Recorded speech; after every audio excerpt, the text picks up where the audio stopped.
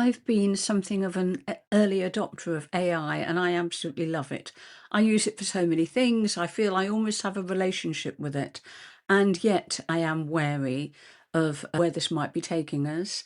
And I think we need to be really clear-eyed about this, particularly in healthcare.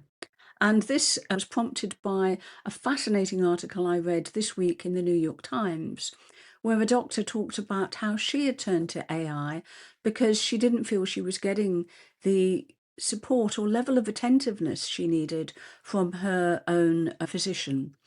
And the reason was that she didn't have a majorly serious condition. Her blood results had been changing over time, but she kept getting, in a way, fobbed off with diet and exercise. Oh, you look great, you're doing so well, keep going. And yet she felt there wasn't something quite right. She felt judgment. She felt she was being an irritant. She felt she wasn't really being listened to. So she was rather embarrassed about it, but she did turn to ChatGPT. And what she found was it listened, it asked her questions about her life, and it didn't mind that she endlessly asked questions, sometimes the same one several times over. And it was profoundly relieving for her and had a really significant impact on her sense of well-being. Now, what was interesting was that she knows it's a machine, but it can simulate empathy. So does it matter if at the end of the day what it means is she feels different because of it? I think the reason this is important is because we know the system is overloaded.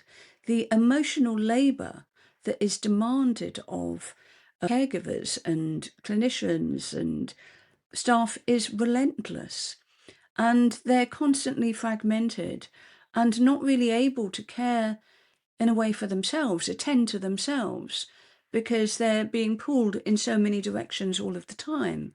And this isn't sustainable. It means that people are getting less good care, despite people's best intentions.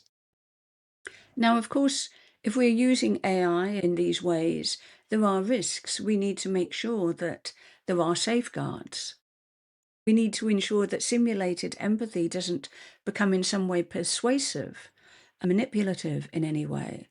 But if we can put those safeguards in place, this could free staff up to do the things that only humans can do.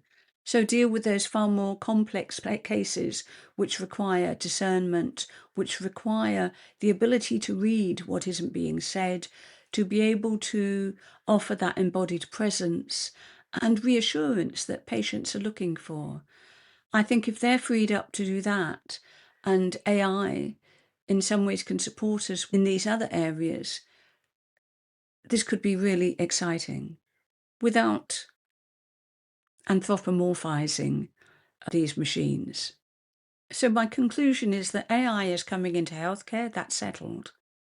The question is whether we use it to extract more from an already depleted system or to restore something that we've been losing over the last several years. I think this is really exciting. What do you think?